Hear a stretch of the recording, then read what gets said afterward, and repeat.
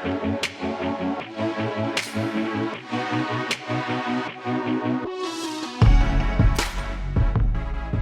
everybody, to the RG Tourney Takes Football Podcast Week 1. This is a brand new podcast that's going to evolve over the course of the season.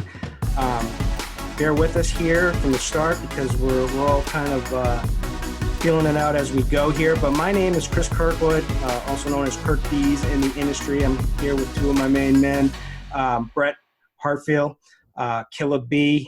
KillaB, what is it, 122 or... It's KillaB 2482, but okay. Yeah, it's like one of those things. Once you put numbers behind it, like it's so tough to remember other people's IDs. So that's one thing I wish I could just scrap now. All right. Well, anyway, we're here, and we got my man JSU, John Surabian. How's it going, John?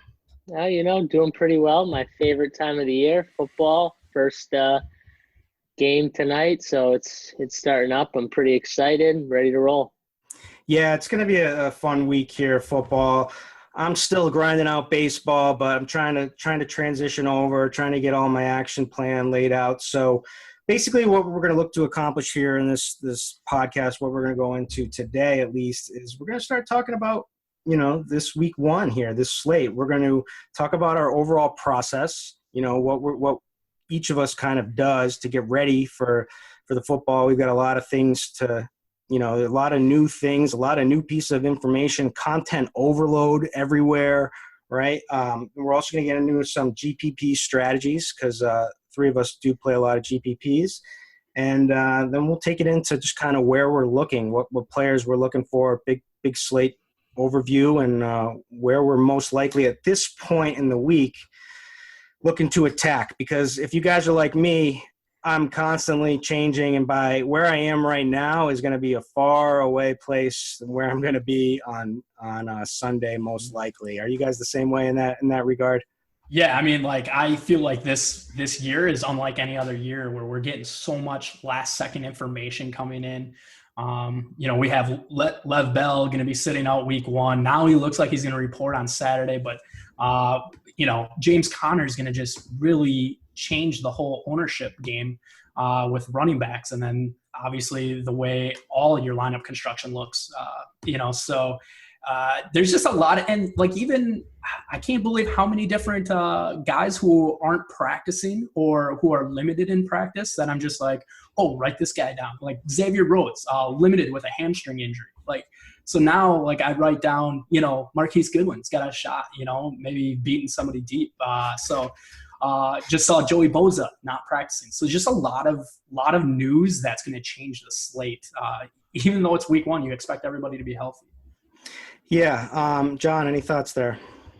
Yeah, Brett was saying, the injuries and just kind of keeping up on them, just to start the season. And then on top of that, you got the Lev Bell situation, which is just, I understand it. He wants his money, but, just come back, get your, Saturday, make your $850K and, just get back to playing football. So it makes it a little better when I take Antonio Brown over Lev Bell at lower ownership every week, but, so that makes it just a little different ownership wise. And it doesn't just, hurt the running backs. It's hurting the high price receivers because of the way people are going to line up build. So we'll get into that, but.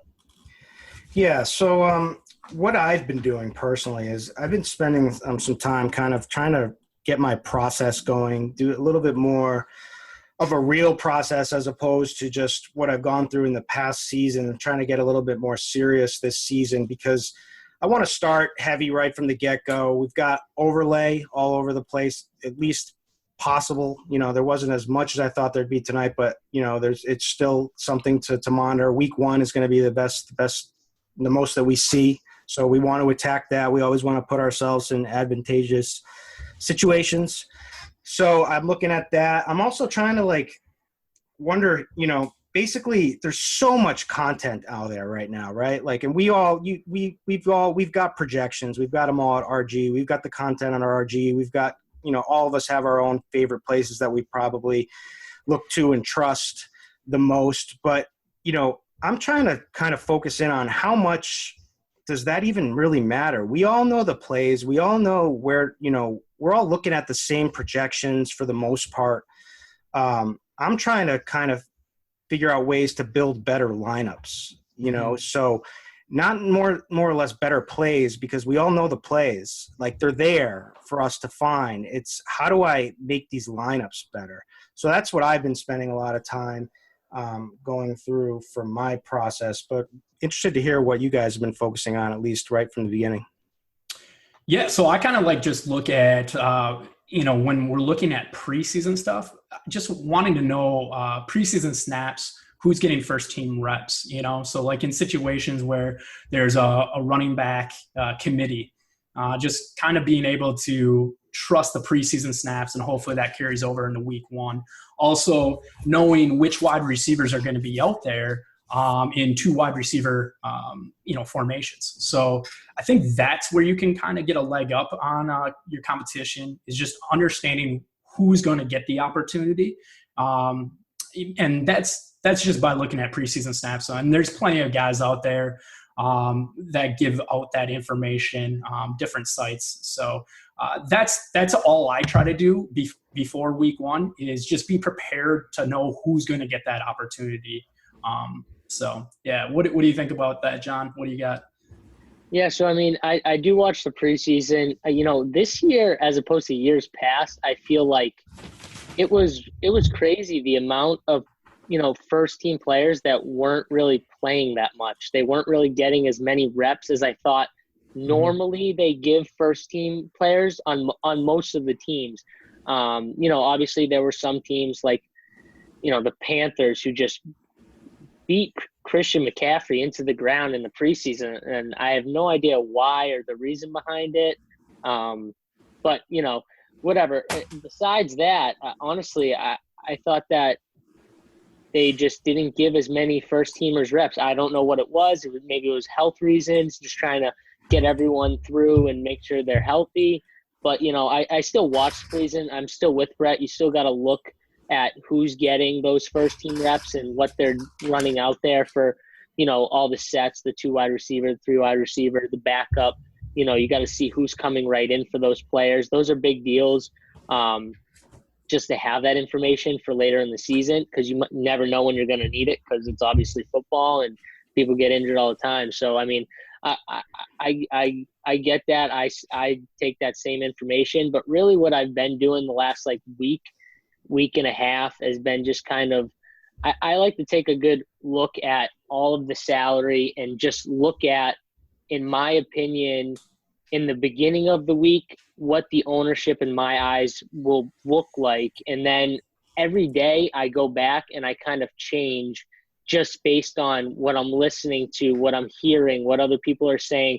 I like to listen to everyone. And, it's great for me to hear what other people are thinking. That way I can kind of get a drift on what is going to be contrarian, what's going to be chalk. That's just how my process is. I don't just, listen to myself. I listen to, other people too. And it helps me kind of, in the end, build my lineups and figure out who the plays are. So, I mean, that's what I look to. And, obviously that's going to change throughout the whole entire week. So my process goes through the entire week up to pretty much, Saturday night, Sunday morning. So one thing that I've been paying a lot of attention to this week is the difference in scoring just on DraftKings and FanDuel, and how much that PPR, the 1 point versus the half a point, makes such a huge difference, and the different salary combinations that we have, because we hear so much about plays, but you don't hear enough about plays tailored to each site.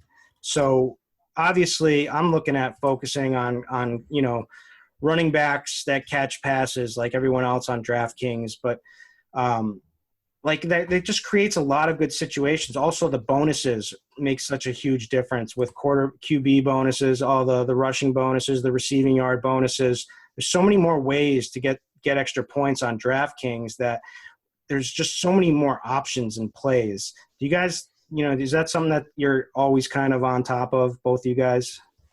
Yeah, I know I'm a foresight guy, so I'm always looking at different salaries, understanding, the rules of each site is huge, right? Knowing where DraftKings being point per reception, same with Fantasy Draft, and then Yahoo and FanDuel are half points. So understanding that understanding obviously touchdowns matter a little bit more on a FanDuel or a Yahoo. So, but yeah, there's and just the way they're priced, right? I mean, a lot of times on Yahoo, you're going to be able to do a stars and scrubs lineup just because they always they're more likely to misprice their guys, and also the way their salaries are, like the cheapest running back and wide receiver is $10, where the most expensive is $40. So, the 4X difference there with salary allows you to do a lot of stars and scrubs type lineups. Yeah, that's a good point. I play a lot on Yahoo, and I know you do as well. We've battled it out frequently. There's always more value there. And it just makes more sense to take advantage of that and to utilize the cheaper plays. And if you're playing on that site, that's something that you should be always focused on. It just gives your lineups a higher floor and more upside too. So, John, where do you mainly play? So I mainly play on DraftKings. Do play FanDuel, just not as much as I play on DraftKings. And then I do play Draft too, but those DraftKings is my main preferred site. Do play a little FanDuel. I don't know though. I might be playing a little more FanDuel this year with the flex position ad. I do love that.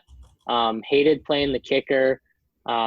Just thought it was kind of a waste position. I love that they added the flex. I think it brings a whole new fun, element to their site. And I think the lineup construction is going to be kind of cool doing it on FanDuel. So I don't know. I might be playing, a lot of FanDuel this year too. Yeah, definitely. So, okay. We've kind of touched on our process here, and I know we're gonna evolve, throughout the week here, but just from a big picture of, where we are in this week right now, as of today, which is Thursday, the season just kicked off. I have it on in the background right now. I don't know if you guys do, but John actually was partying with Gronk allegedly. So I don't know if you're get nuts. If he's in the background anywhere. True story. I don't have my Gronk jersey up in the back right now, as I usually have for the live streams on Sundays that I did with Chris. But I did meet Gronk. Super nice guy. He is one of the biggest men I've ever seen and shook hands with in my life. His hand pretty much engulfed my hand. It's unreal. The guy is a very nice guy, super cool to hang out with. Love him as a player. We'll get into him in a little bit, but it is a true story. I did hang out with Gronk for a little bit. I'm sure all our listeners really want to hear how big his hands are. So, well, dude, hey, is he in mid-season form? Can you give us tidbit that we could use? Does he look healthy? Yeah, dude, he looks. Well, yeah. Now you want me to talk about how he looks too? Did he tell you he's ready to go ape shit? That's what I want to know. Did he? Dude, he looks primed and ready to go. As good as anyone can look before the season. That's all we need to hear. That's it. All right. So let's try to have some order to this show. So let's talk about some GPP strategies for the people, something that they can implement after the show, something that have been successful for either of you guys in the past, and that you think that will be successful going forward, or maybe something that you're going to start doing this season. But just give me an overview, some strategies you like to influence on the GPP side, because I know all of us play cash too, right? You guys, I know KillaB is a big cash player. John, do you play a lot of cash? I don't play a lot of cash. I play a little cash, more tournaments, more GPPs, a lot of GPPs. Okay, good. So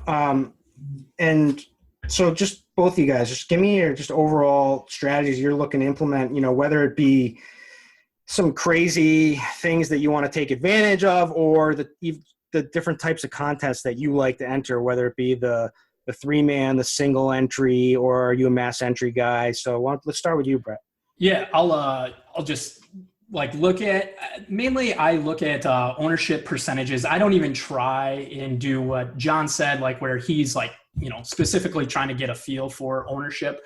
We got one of the best guys in Jamino that gives us a percentage. So, I try and wait until Saturday, Friday night before I even start making my tournament lineups, because I want to get as much information in as possible.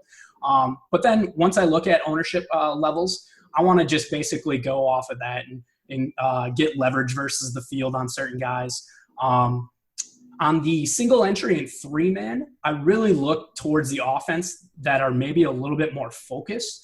But again, I still look at I still look for leverage. So just looking at the Steelers, there's no Le'Veon Bell. So obviously we got Connor, Antonio Brown, and Roethlisberger. I think those guys' ownership levels will be really high, but I haven't been hearing up too much on a Juju Smith-Schuster. So a guy like that, I want to be kind of high. I think he's also a big play guy. So I will be looking at that. I know there was a tweet out there basically saying just how many more points the Roethlisberger, Antonio Brown, wide receiver 2 score when Le'Veon Bell is out. Now, obviously the other side of that is Roethlisberger on the road, usually not as good. So another spot that's going to be super popular, New England Patriots, they don't have Brandon Cooks. They don't have Danny Amendola. Julian Edelman out for suspension. So this is another spot, single entry and 3-man. I want to get some exposure on the Patriots for sure in different lineups. But I'm okay, going to guys that are going to be somewhat low owned. I still think like the Patriots are obviously going to be popular, but a guy like Philip Dorsett stands out to me. Going to be out there on 2 wide receiver sets. Cordarrelle Patterson should only be out there on special teams. Well, he had in preseason, he had a huge role. So, and this, he has a, pedigree behind him, is a kind of athletic guy that, you could see the potential there if the Patriots really did focus in and, decided to utilize him in a much higher capacity. I mean, there is pedigree there. So yeah, this is going to be such a unique situation, how they do, just their rotations of guys. Like, who's going to be playing their slot? Is it always going to be a running back, So very interested to see that. But I think since there's so much unknown, they make for a great tournament spot. The Saints are the highest implied also, very highly focused with that offense. So I think Kamara and Michael Thomas are going to be highly owned. So I kind of just look to where I can focus on where the ball's going to go. And I put down the Steelers, Pats, and Saints as like 3 spots that I obviously want to get lots of different ownership. But, in the single entry and the 3-man, I'll probably be a little bit chalkier, but I'm okay with steering away and getting leverage on like a Juju Smith, versus like a Antonio Brown. So, what do you think, John? Yeah, so I mean, my strategy when I'm looking at, especially this week anyways, is I think that you're looking at mid-tier builds as being contrarian, just like kind of across the board. And that's what I'm pretty much looking to do in a bunch of my GPP lineups. I think, Stars and Scrubs is going to be, the chalkier build, whether it's paying up for, Kamara and DJ, or, paying up for Antonio Brown, Keenan Allen, AJ Green, and going chalkier with the running backs. I think that you can find a lot of value. You said it right with Juju. I mean, he's a great example of someone who's going to come in at, probably like 5% owned, maybe lower. I don't even know. But, like, he's a great play, especially if Lev Bell's not there. You got other guys too. Like, I know we talk about, like, the Pats receivers and stuff like that, and you were talking about Patterson and Dorsett. For me, in that situation, personally, I don't like to take either one because in my eyes, it's more of a guessing game. Where, like you said, I like to know where the ball's going to. I would be more apt to take a James White at less ownership than Rex Burkhead, Gronk, obviously Hogan, those guys, but still a guy who I can see them motioning out into the slot, He can play some, in the backfield. I think they'll do a lot of 2 running back sets, so I can see him in. And I think game script is going to put him in the game, because last year they did not have any success running the ball against Houston. And so it pretty much set them up to pass the ball most of that game. I'm pretty sure if I go back in my notes, that's what it was. And so this year, I think it's the same thing. I think Houston's defense, it's going to force the Patriots to put the ball up. So I love playing guys like White, even Hogan at the mid-tier. I thought he was going to be super chalky. He might be less chalk now that the cheaper running backs and all them are coming up. So I'll take him. I'll take any of those guys in that mid-range, but like for that game especially, White and Hogan would be my preferred like running back wide out combination. Yeah, I love James White this week. Actually, I'm even like crazy enough to consider him in cash. I just love I think that we know what we're getting with this guy. He's got that trust rapport with Brady. He's the third down back, but there's room for so much passing, right? There's just no receivers on this team, and it's going to be a dink and dunk against this Houston secondary. And this game that has high total, a lot of points should be scored. Brady likes to go quick, a lot of short passes. I just think that at least for PPR sites, there is a floor there with him, and there's a lot of upside. So yeah, I'm interested in him for sure. I like Hogan too as well. The one thing I do know is that Bill Belichick is going to do things that we don't know, and so yeah, it's tough with the whole running back situation and all the uncertainty, but it creates GPP, good spots for GPPs. So yeah, I'm on board there. All right. So what kind of contests are you guys looking to play this week? So, I mean, there's a whole, this is the time to strike, right? We've got supposedly a lot of fish in the pond, a lot of new players, right? And then also it's kind of interesting. I want to hear your guys' thoughts on, these tournaments are just getting more top heavy payouts than usual. So it's, I mean, where are you looking to focus the majority of your GPP entries?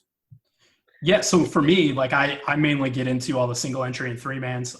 But the big thing with week 1 is there'll be so much overlay that I will always have extra bullets in the chamber for sure. So I will probably create somewhere around 15 to 20 lineups on each site, just so I have lineups to throw out there. Now, like, I'll obviously have my cash game team that I'll put into all my 50-50s and heads up. But then, I'll have kind of a little bit of a chalkier tournament team that I'll probably end up putting in a single entry, just guys that I feel most confident with. Doesn't have to be high ownership guys, just guys that I feel like that are going to just outdo their projections, or outdo like the love across the industry. So, the 3-mans, I'll start taking a little bit of shots, and then the multi-entries is like when I will really, grab different guys that are going to be low owned. So we already have kind of a run through of projected ownership on Lineup HQ. So it's already good for me to look at. Like I can kind of bounce stuff off of Jamino's ownership and then, see where he's at on certain guys. But normally I don't like to look at ownership until like I have all my research done. So, but yeah, almost all the single entries, 3-mans, and then I'll get in multi-entries with extra bullets, usually on overlay. So, what about you, John? Yeah, so I mean, I love the 3-mans. I do play a little higher stakes, so I do get into, some of like, DraftKings Wildcat, and love the Qs, especially week 1, because it's a fun week to play. Everyone's kind of guessing. You're all in the same boat. It's fun for me. So honestly, those are the type of GPPs I'm looking for, 3-mans, and then I do a little higher stakes. Don't do many of the single entries. I don't mind them. I just don't always get in them. Mainly stick to like 3 3 to 6 lineups. So that's probably why I stick to like the 3-mans, and I put them in pretty much everything.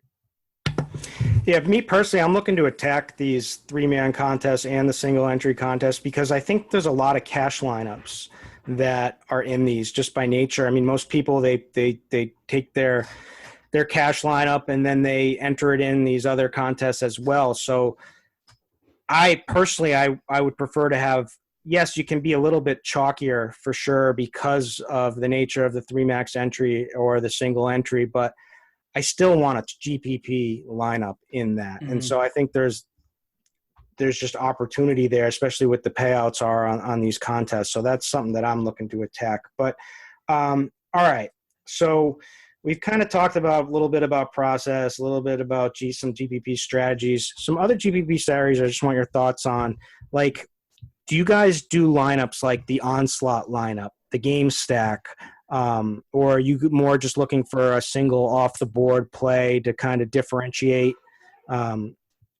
JSU, John, give me your thoughts there on some of those.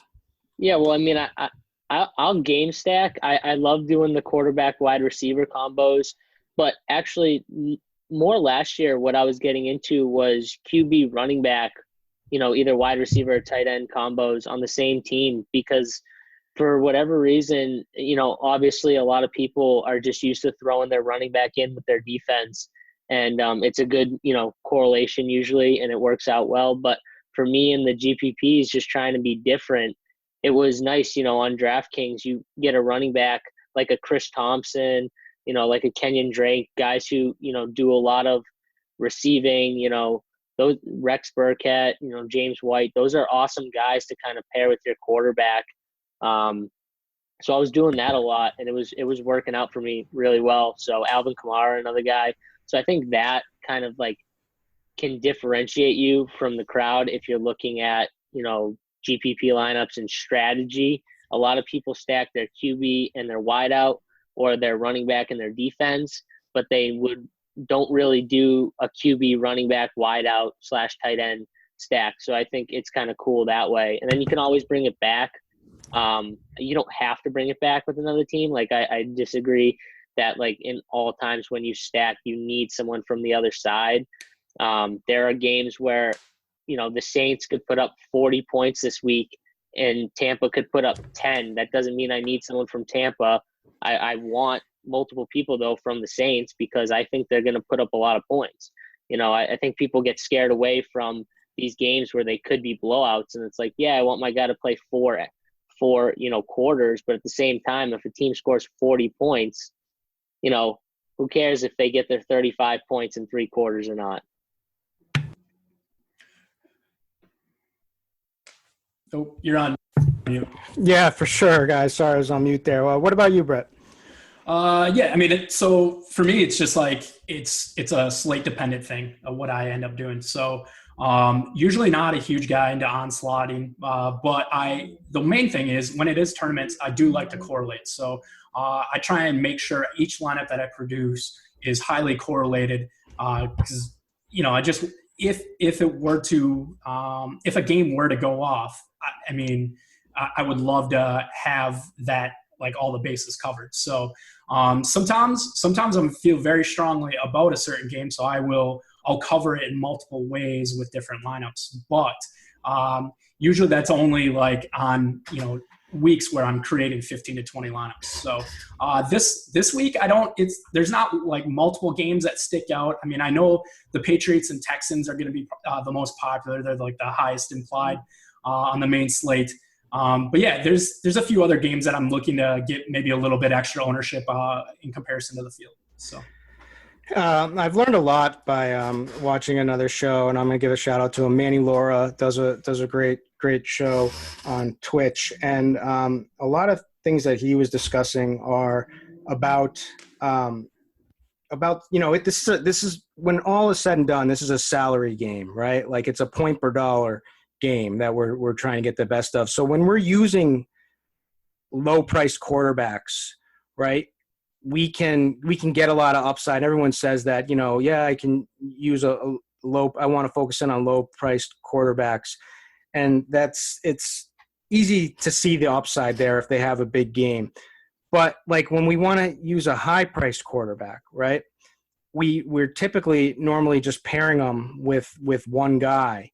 But in order for our high-priced quarterback to really give us GPP winning upside, we need him to go off, right? He's got to score more points because of the point, because of the high salary and the point per dollar to get there. So it's going to make sense in that situation to put more players around him, because in order for him to go off, he's going to need the wide receiver 3 to at least go off with the wide receiver 2 or the tight end.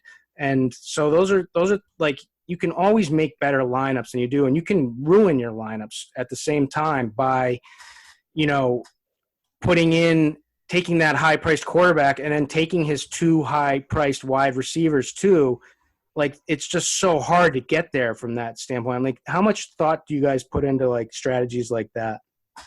Yeah, I just want to tag, I know Esco, Scott, I think it's Scott Hansen, created an article just this past week about slate defining performances. And, in that, you can see which positions really have slate defining performances. Wide receiver really stuck out. Tight end, not too many times was there a performance that you needed to have to win a tournament. So it just shows you the nature of the wide receiver, how much variability there is. So just kind of want to point that out to all the listeners to go read that. Gives you a good idea of how your lineup should look. Yeah, I mean, and you're never going to find me for most like I'm not one to use like a naked quarterback. I'm usually pretty much always stacking, at least just with one wide receiver. I think that's just really important, but that comes down to personal preference. John, do you put much time into kind of thinking about these things through game scripts and also how we can get there with our overall lineup? Yeah, I mean, 100%. I think one thing that you do when you start is you have to look kind of at game script and how the end will look for your lineup. And I don't think if you're not doing that, I don't think you're really just plugging guys in and hoping for the best. I think you gotta kind of plan out in scenarios how it would work. I said, how James White, there's a real possibility how he could play more snaps because Houston is really good against the run, and they might have to throw the ball more, so he should be in the game more. You need to think about those type of things when you're building lineups. I think it's something that is overlooked sometimes. People don't really do it. They don't put the time in. So I feel like you can get a nice edge in there if you put the time in and really go through that. But and also taking that a step further, if you're going to use Tom Brady and you're going to throw in Gronk, wouldn't it make sense to throw another Patriot player in there because you're going to need a big performance out of Tom Brady? Absolutely. Absolutely. Yeah. I'm with you on the fact that, and I think, Manny hit it on the head. If you're paying up at quarterback that much, which just for everyone else, I don't normally pay up, 77,000 or more for a QB. But if I were, you need to definitely have multiple people from that team. Like I said, whether it's a QB, running back, tight end, QB, running back, wide receiver, whatever it is. But absolutely, because you're banking on that guy putting up big numbers. When it's a cheaper option, at QB, you're paying $5,000 for a QB. It's a little easier to run him with just, his number one wideout and, hope he's the guy who catches a touchdown because he's locked in on him. So, to go off of that too, you just really have to understand what the talent level is for each quarterback, right? A Tom Brady, for him to go off, he's going to have to throw for 4 or 5 touchdowns. That means usually multiple receivers, whereas a Cam Newton can definitely run to win. You don't need to pair a Cam, with anybody. Sometimes his biggest games are because of his legs. So also goes the same way with running backs, understanding how they get most of their points. You have just pass receiving running backs that are going to get a lot of their points via the catch. So pairing them with a quarterback makes a lot of sense. Yeah, and so that that's got me thinking about a couple of plays here that I've already, that are popping up all over the place that are going to be popular this week. And actually, I just want to go off on a tangent. One thing that's probably definitely how much do you guys hear about, the defense running back stack, and do you guys put much weight into that? I mean, I kind of do, just because of game flow, right? If the defense is really stuffing, the perfect example this week would be the Ravens, right? You have a Bills quarterback with Peterman going to Baltimore. Looks like just a big lopsided game here. You would think like it's just going to be a lot of carries, So especially in with the second half. Alex Collins. Correct. Yeah. So that's a situation where I would be highly correlated with that, just based upon script, for sure. Yeah, and one thing Manny was getting into on that topic was just that it's kind of overrated, he was thinking. And there are certain situations, and I think the Alex Collins Baltimore is going to be popular, and it is, and there's a good reason behind it. But like, we take it and we go overboard with it, right? Like so often. And really, like, these defensive scores are all pretty random, right? Like it's all like a random turnover. And obviously this is a good spot for Baltimore because we saw what Peterman did in his first start last season. What did he throw? 5 picks? Yeah, it was 5 all in the first half. Yeah, man. Anyway, so yeah, we get that, but like, it's still, defense is just such a random scoring, and like that's, we can differentiate all over the place because like you never know when you're going to get that, Yeah, and really, like, the outlier for a defense is when they score a touchdown to 2 touchdowns, right? So, obviously going up against Peterman, where if Buffalo is down by multiple scores, they're going to have to pass. So that allows Baltimore to, pass rush basically consistently for turnovers. But like on a site like DraftKings, they're priced pretty up there, whereas like the Patriots are very cheap. So it makes for an interesting situation, no doubt. Yeah, and that's another thing that just reminded me of. I've been looking a lot into offensive lines. That's been kind of more my research has started. Who has the best line? Where are the really weak lines? Because there's so much there, right? Like, so a team with a bad offensive line, obviously the run game's going to suffer. The quarterback's going to get pressured. He's going to suffer.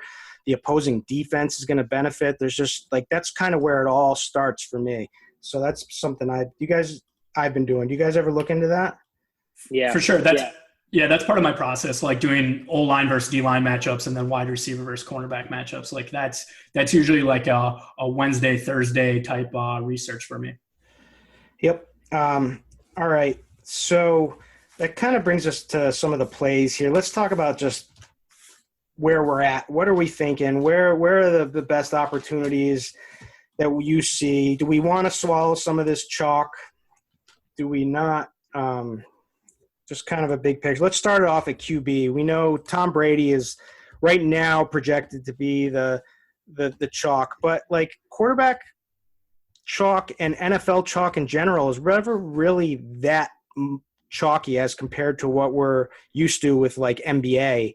At least, sometimes there's just an NBA player that's just a ridiculous value that you just have to use.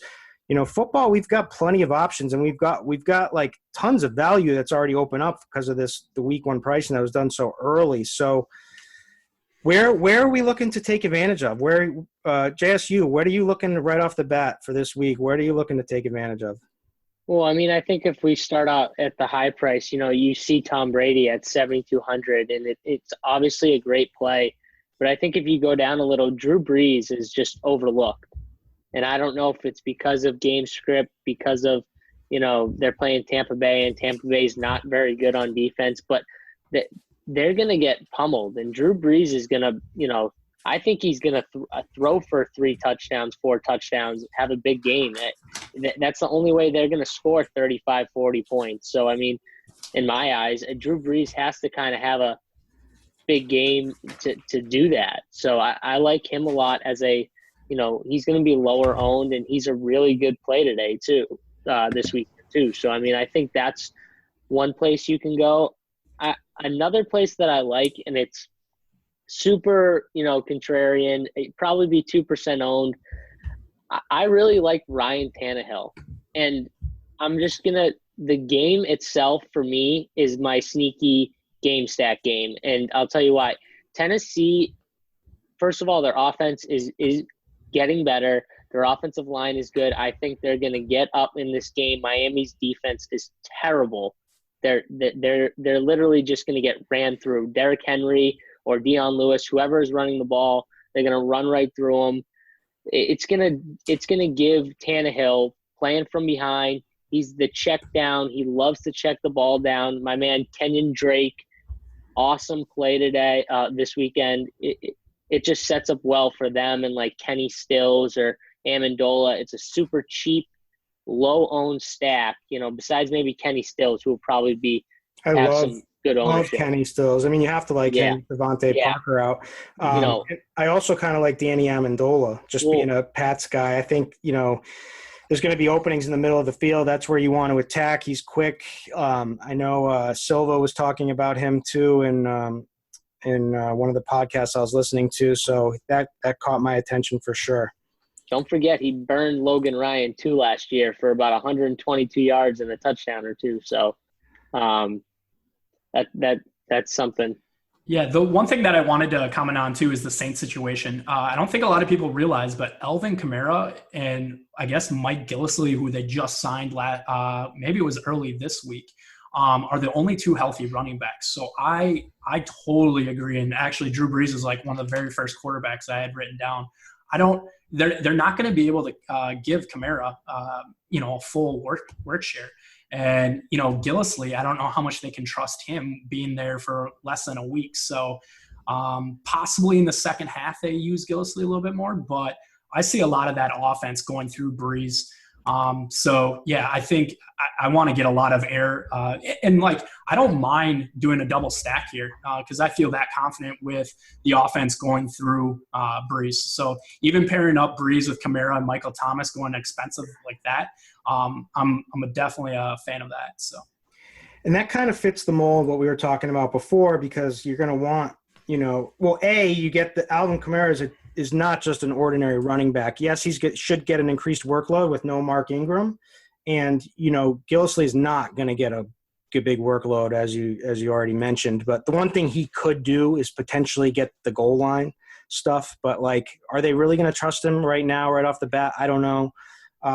But I know how explosive Kamara is, and he's a pass-catching back, and he's explosive, man. And so, I mean, you can just rack up PPR points with him, and if you get the Drew Brees to Kamara, pass, then touchdown, then you're jumping around.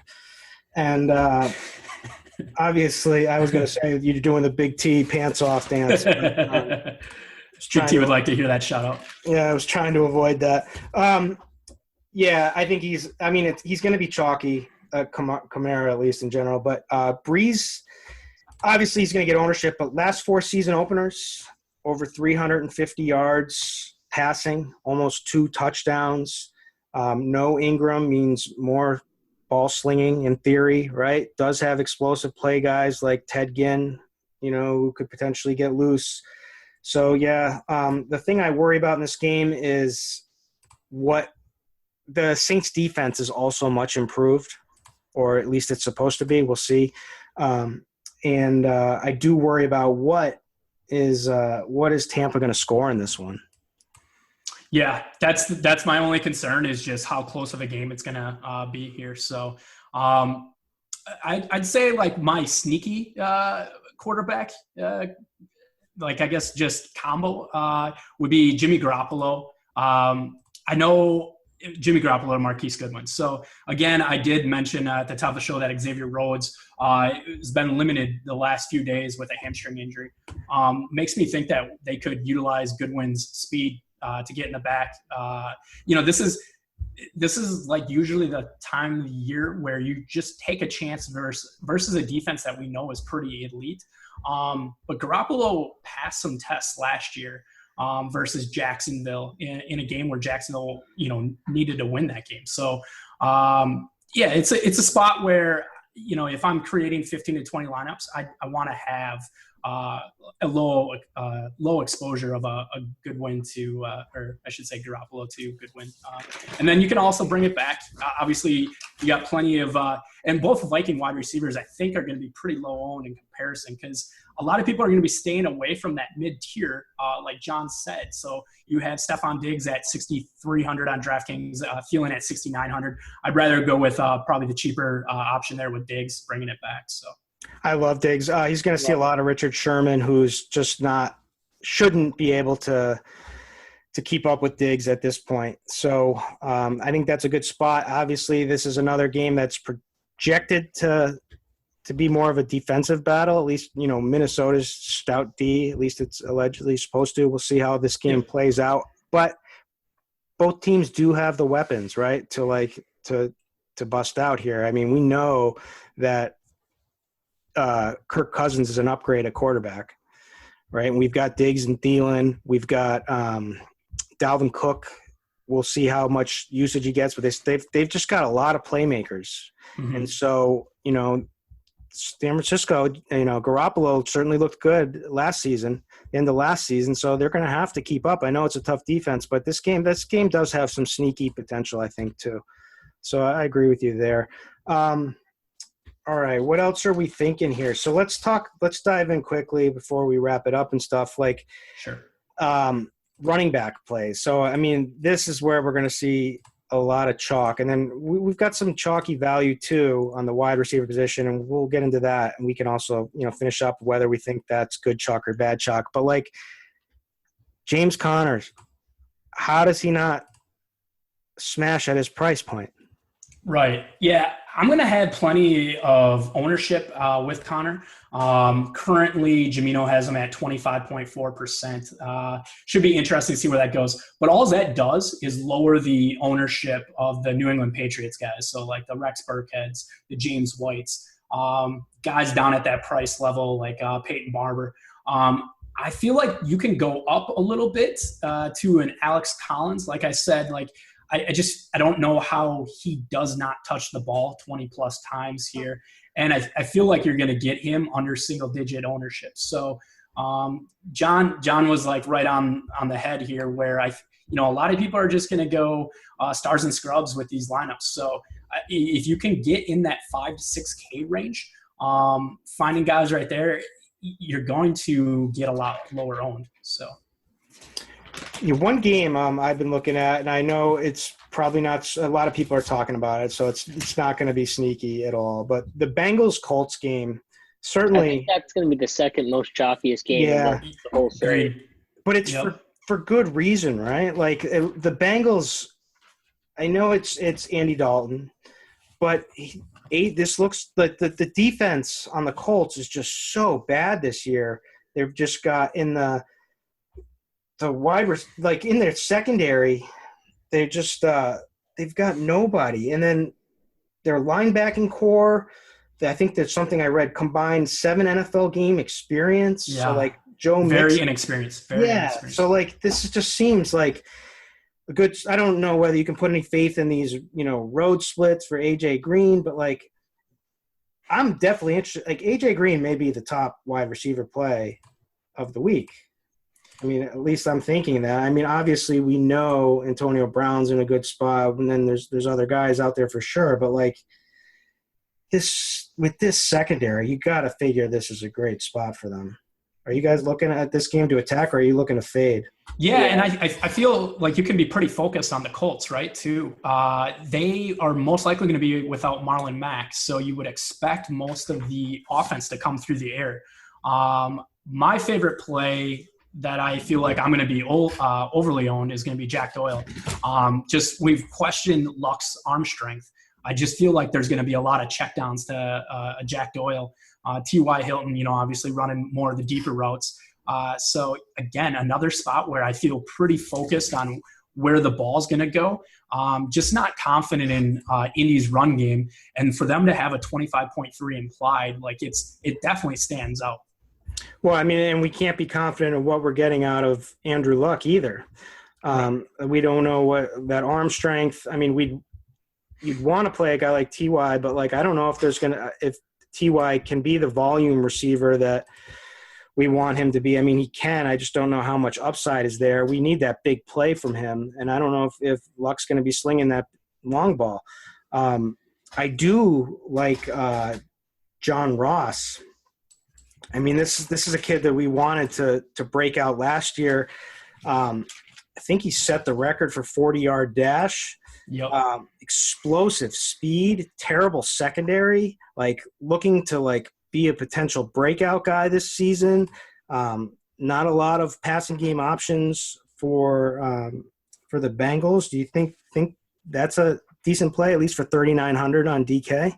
Yeah, I like Ross a lot. I think that it's a perfect play. I mean, these cornerbacks are just bad for Indy, and John Ross is just – he's got ability, man. He's fast. I think it's like the perfect matchup to A.J. Green.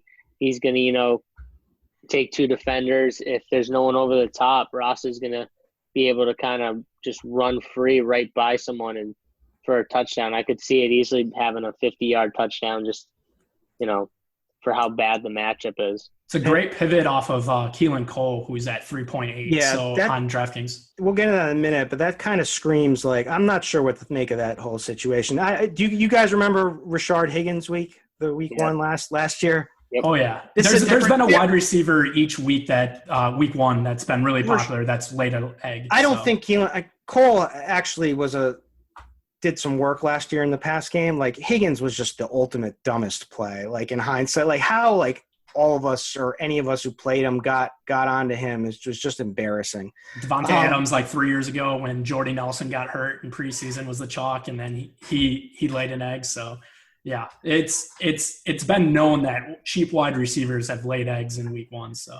And he's got Bortles. It's not like Bortles is a big pass guy. Like, so it's like, what is the real upside there? Like, is he really going to ruin you?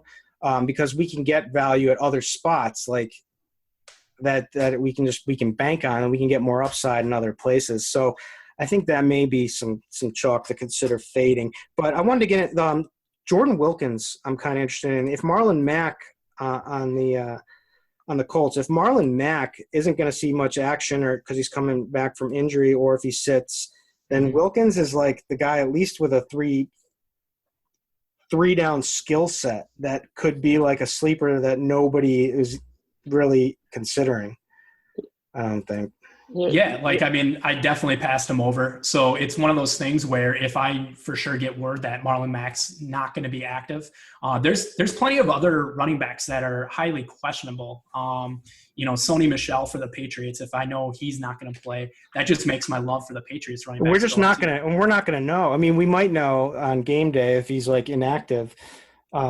Inactives will come out I think 3 hours before game time. Yeah, so, but and even so, even if he's out, we have no idea what to expect there. I mean, that's Belichick. So right.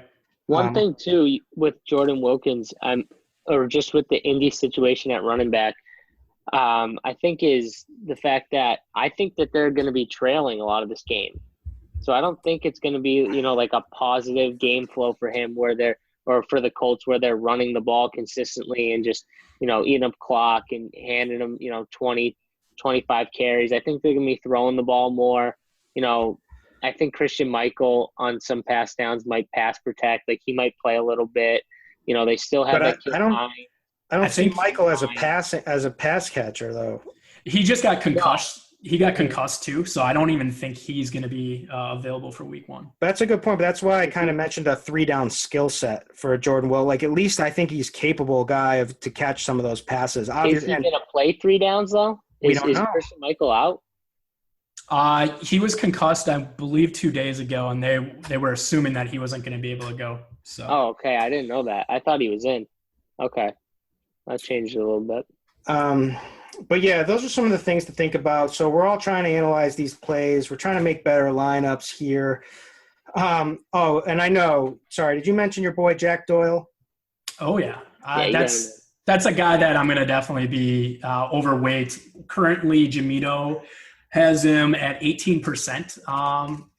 for a DraftKings lineup. So I feel like I'm going to be very strong with him because just all the pieces I think fit for Jack Doyle to have a big game here. Yeah, he should be a security blanket. You know, it appears like Luck is going to need that security blanket. The short passes over the middle of the field is like one of the weaknesses for a much improved, supposedly, Bengals defense. So I don't mind eating that chalk. And he may not even be who knows how chalk he's going to be. We'll continue to monitor ownership projections. But I like him. He did a monster game against them last year too as well.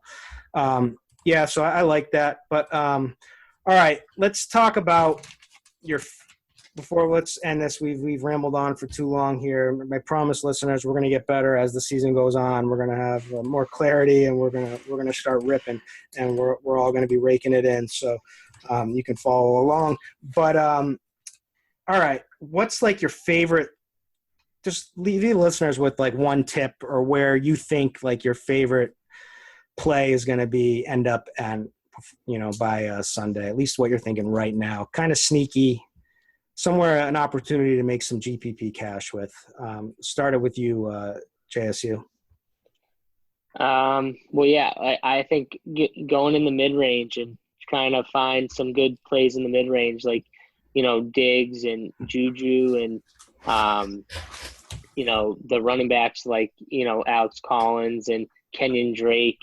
I think finding guys like that, maybe even Joe Mixon, those are guys who, they have the upside to give you 30 points. Like they've done it before. They can do it. They have the talent. They just, because of guys being lower priced and the way builds are going to be, they're going to be lower owned because of it. So, I mean, it's not that they're not as good. So I think from that standpoint, you look at it and you got to, make a lineup and have some of these guys in it and, just roll with it and fade some of that chalk, Fade the chalk.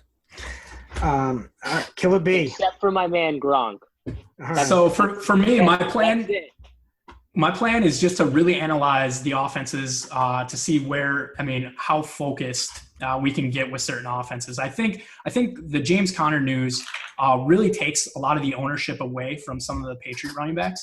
And I feel very confident that a lot of these guys like the James Whites are going to get such a high snap count that I'm gonna want him in a high percentage of my lineups. Like I said, the Saints very, very highly focused with their players. Kamara being basically Kamara and Gillislee being the only two running backs.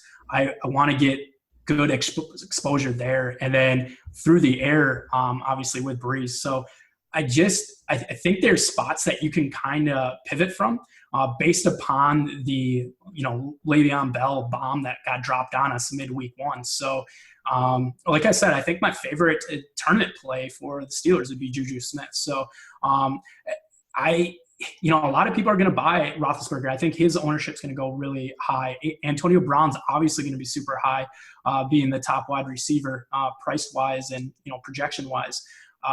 So I think that you grab your leverage plays with like a Juju Smith, and then the guys that you feel really comfortable with like a high snap count, like with the Patriots running backs. I think you go over the ownership on those guys. So I'm very confident there. So nice. One other guy I forgot to say who could be a leverage play off of Connor would be Carlos Hyde. He's right around the same price as him on DK.